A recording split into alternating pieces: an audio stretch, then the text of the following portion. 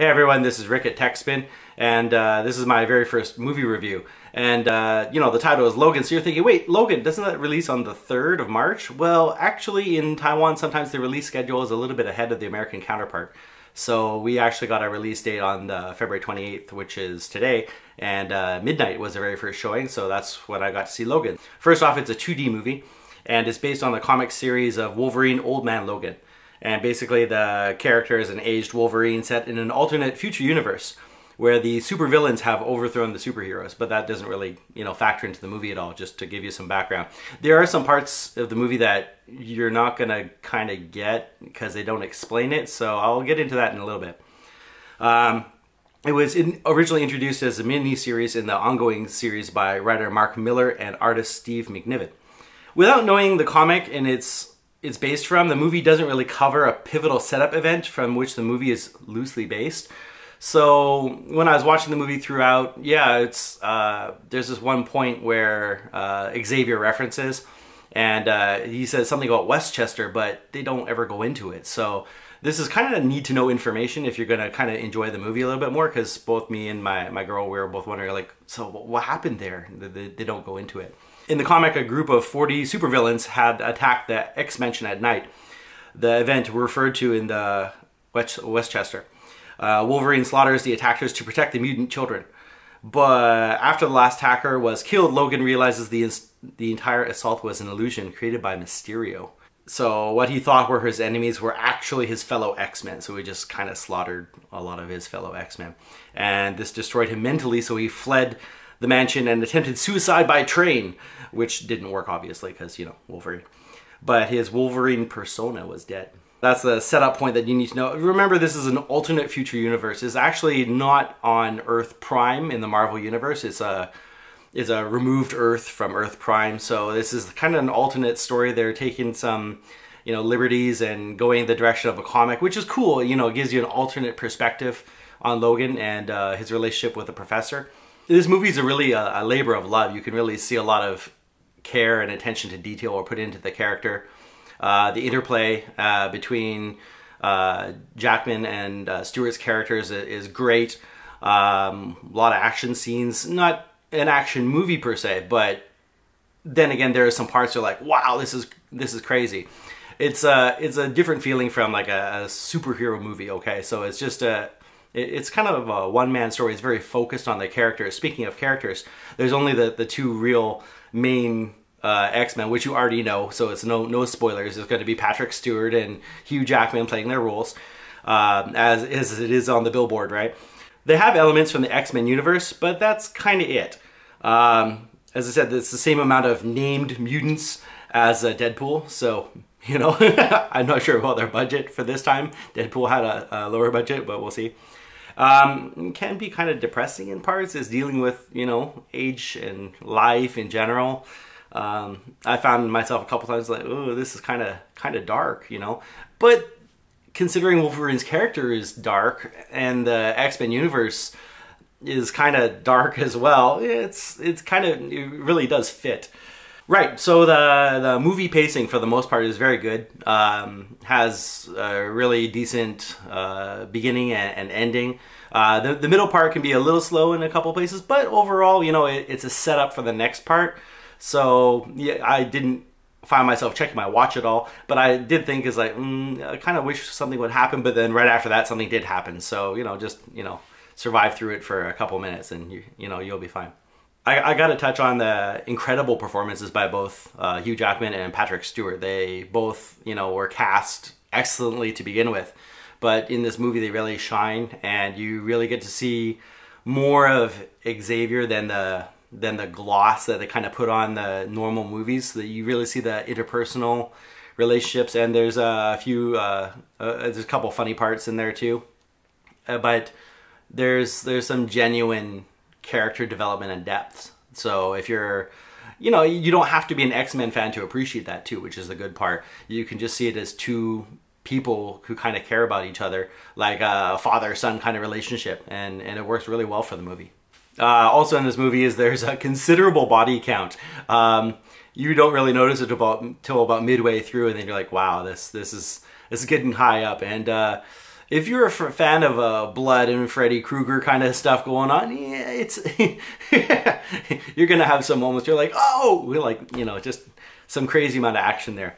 This movie was directed and written by James Mangold, who also did the Wolverine. That was the one with the dying old people and ninjas in Japan. I actually really did like that movie.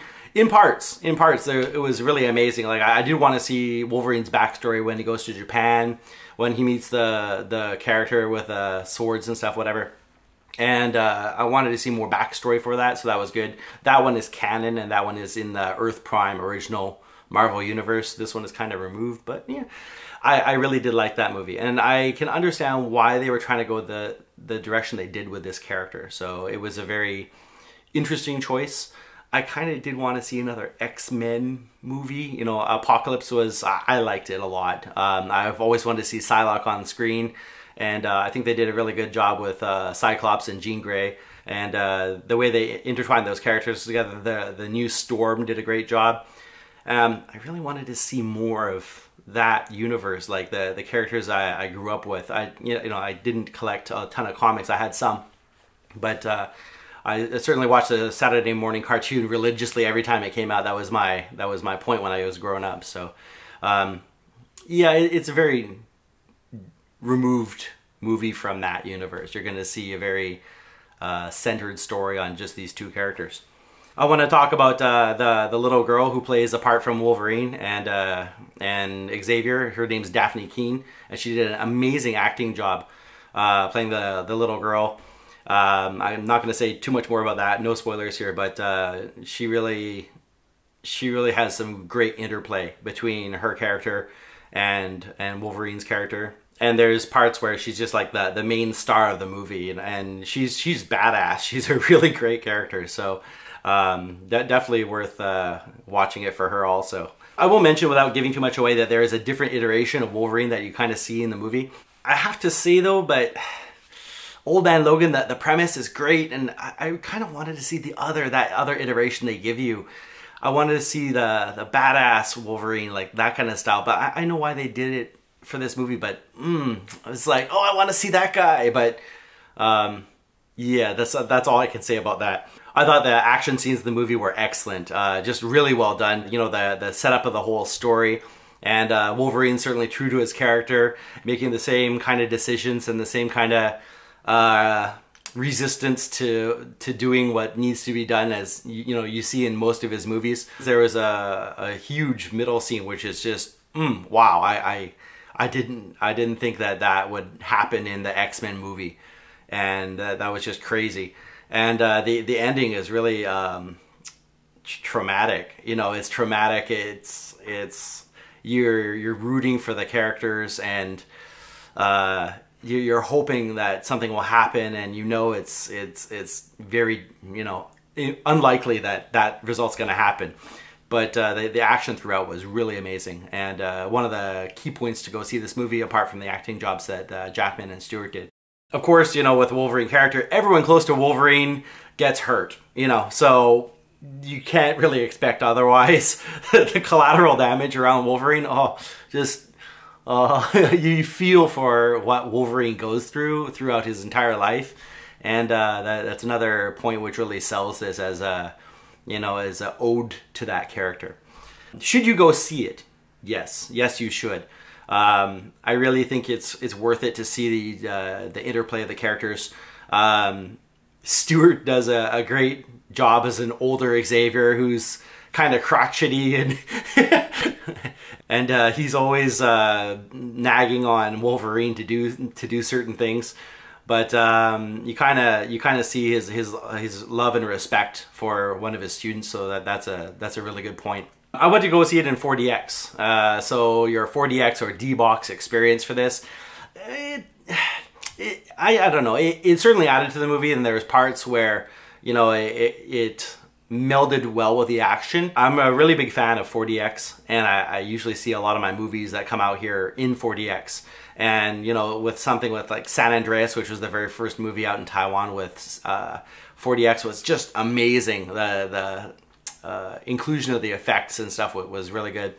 I didn't feel that this movie is, you know, the effects were good, but they weren't worth the price of 4DX, to be honest. Definitely worth it in 2D, definitely. So yeah, overall, I'm going to give you my rating on this. As I said, I want to give this like a 10 or something like that. It's only got 2 X-Men characters in it. So that's one point. The other point is that I wanted to see more intertwining of the X-Men universe. I wanted to see more, a little bit more development, maybe the overall storyline. And from the Apocalypse, it's just like an offshoot. It just goes to a different direction. It's not a bad thing at all. It's just, as an X-Men fan, and maybe, you know, just as a casual moviegoer, some parts of it kind of reminded me of like The Revenant, which was very, very good as well. But just, I wanted to see a little bit more X-Men universe, so that kind of detracts from it a little bit on my scale. I went to one theater. My roommate saw it at another theater. He was raving about it. He saw it in Dolby Atmos, and he said it was amazing. It was great. So I'm going to end up giving this movie a 9. You should definitely go see it. Originally, I was thinking something a little lower, like an 8 or something like that. But I have to admit, you know, after thinking about the movie and the character storylines and how the characters interacted and the excellent performances and the really cool action scenes, I mean, you see a shade or a side of Wolverine that you've never seen before, which is definitely worth checking out. And so that about wraps up this review. I have my next video coming out, which will be about the Gamer Storm / Deep Cool Captain 240EX water cooling AIO unit, so please stay tuned for that. If you like this video, please give me a thumbs up, and if you thought it sucked, well, you know what to do. And yeah, so please subscribe to my channel if you like this content, and don't forget to hit that bell icon to get notified when I put out a new video. Thanks a lot, everybody. I hope you have a great time. Please watch it in your territory when it releases, and have a great day. Bye for now.